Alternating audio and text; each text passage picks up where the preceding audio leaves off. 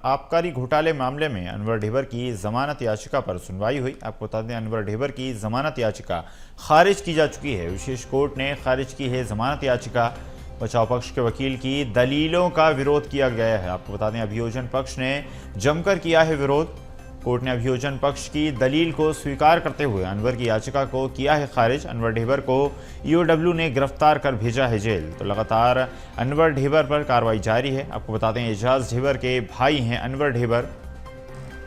Court ने अभियोजन पक्ष की दलील को स्वीकार करते हुए मामले में कार्रवाई की है और याचिका यहां पर खारिज की जा चुकी है। राजधानी रायपुर से खबर आपको बता रहे हैं, जहां पर आबकारी घोटाले मामले में अनवर ढेबर की जमानत याचिका पर सुनवाई हुई और अनवर ढेबर की याचिका खारिज की जा चुकी है। जमानत याचिका पर कार्रवाई हुई, सुनवाई हुई और आखिरकार जमानत याचिका खारिज की जा चुकी है। विशेष कोर्ट ने खारिज की है जमानत याचिका। बचाव पक्ष के वकील की दलीलों का विरोध किया गया। अभियोजन पक्ष ने जमकर किया विरोध। कोर्ट ने अभियोजन पक्ष की दलील को भी स्वीकार करते हुए अनवर की याचिका को खारिज किया। अनवर ढेबर को ईओडब्ल्यू ने गिरफ्तार कर जेल भी भेजा।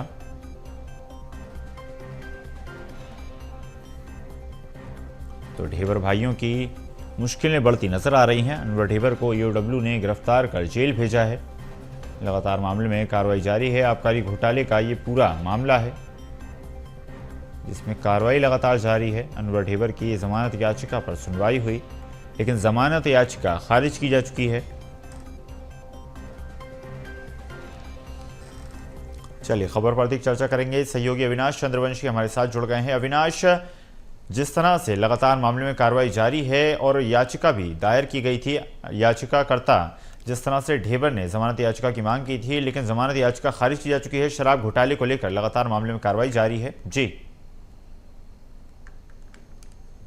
लंबे समय से वो जमानत पर थे पहले, उसके बाद फिर लगातार जो है ईडी की कार्रवाई के बाद जो है उन्हें ईडी ने रिमांड पे लिया था और अनवर ढेबर की तमाम संपत्तियों पर भी, चल और अचल संपत्तियों को भी सील कर दिया गया है ईडी ने। इसके साथ ही उनकी आज कोर्ट में, विशेष कोर्ट में करीब 1.5 घंटे तक बहस चली और बहस चलने के बाद जो है ईडी के आपत्ति पर जो है उनकी जो जमानत याचिका थी उसको खारिज कर दिया गया है। इसके साथ ही अनवर ढेबर के जो मुख्य रूप से दूसरे राज्यों से जो होलोग्राम लेकर लाते थे और यहाँ पर जो शराब घोटाला करते थे, तो उसमें कुल 2000 करोड़ का ये पूरा मामला है। इसके साथ ही 205 करोड़ की जो चल और अचल संपत्तियां हैं उसको जब्त की गई है। इसके साथ ही ईडी और ईओडब्ल्यू के द्वारा जो है अनवर ढेबर से जुड़े हुए लोगों की भी पड़ताल की जा रही है। इससे उनके करीबी लोग, चाहे वो अधिकारी वर्ग के हों, चाहे वो किसी राजनीतिक पार्टी से हों या फिर अन्य जो लोग जो इस मामले में संलिप्त हैं या फिर उनका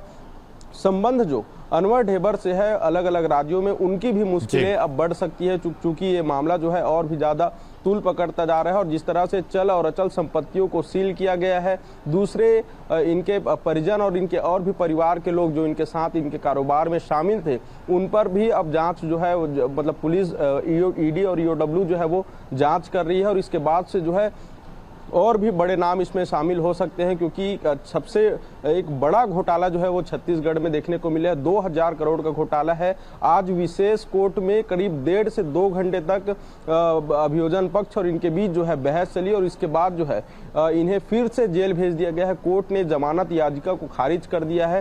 तो एक बड़ी कार्रवाई जो है वो यहाँ पर अनवर ढेबर के ऊपर दिखती नजर आ रही है। इसके साथ ही उनके और भी जो परिजन है या इस घोटाले में जो तमाम और भी नाम है जो शामिल होंगे या फिर और भी पड़ताल के बाद जो नाम सामने आएंगे, तो निश्चित तौर पर इनके परिजनों के साथ साथ इनके आसपास से जुड़े हुए लोगों की भी मुश्किलें अब बढ़ती हुई नजर आ रही है। जी अविनाश, जिस तरह से पूर्ववर्ती सरकार यानी कि भूपेश बघेल की पूर्ववर्ती सरकार पर लगातार निशाना साधा जा रहा है कि अनवर ढेबर की बात की जाए या फिर शराब घोटाले की बात की जाए, उसे उनके जो है कार्यकाल में बढ़ावा दिया गया और अब जाके भारतीय जनता पार्टी उस पर कार्रवाई कर रही है। देखिए, ये कार्रवाई जो है वो पहले ही शुरू हो चुकी थी, क्योंकि शराब घोटाले मामलों पर सबसे पहले जब ईडी ने जब ये जांच बैठाई थी, ईडी की जब कार्रवाई हुई तो तमाम जो मनी लॉन्ड्रिंग से जुड़े तमाम मामले सामने आते गए और उसके बाद फिर शराब घोटाले का मामला जो है वो उसमें एक बड़ा खुलासा हुआ और उसमें अनवर ढेबर का नाम आया। क्योंकि अनवर ढेबर राजनीतिक गलियारों से भी जुड़े हुए हैं। उनके भाई एजाज ढेबर जो कि रायपुर के महापौर हैं, कांग्रेस के बड़े नेता हैं, तो कहीं ना कहीं राजनीतिक दल में जो अब चूंकि सत्ता परिवर्तन हुआ, तो पहले शुरू के 5 सालों में जब कांग्रेस पार्टी की सरकार थी, तो उस समय कहीं ना कहीं ये जो घोटाला है वो हुआ है। 5 सालों में ये पूरा घोटाला हुआ है। आरोप है उनके ऊपर 2,000 करोड़ का घोटाला करने का, शराब घोटाला का। और उसके बाद से अलग अलग होलोग्राम के माध्यम से जो है यहाँ पर शराब की सप्लाई होना और शराबों में 8 पैसे का जो कमीशन में बिक्री होना, इस तरह से जो मामले हैं, कई अलग अलग सवाल और जवाब। बिल्कुल अविनाश, तो माना जा सकता है कि ईओडब्ल्यू की कार्रवाई लगातार जारी रही और उसके बाद जिस तरह से लगातार भारतीय जनता पार्टी आरोप लगा रही थी विपक्ष में रहते हुए कि लगातार भारतीय जनता पार्टी के कार्यकाल में घोटालों को बढ़ावा दिया जा रहा है, अब सत्ता पक्ष में आने के बाद भारतीय जनता पार्टी उन सभी घोटालों पर जांच पड़ताल करती नजर आ रही है, तो सभी कांग्रेस नेताओं जो इस पूरे मामले में संलग्न हैं उनकी मुश्किलें बढ़ सकती हैं। फिलहाल आपका धन्यवाद जुड़ने के लिए और जानकारी साझा करने के लिए।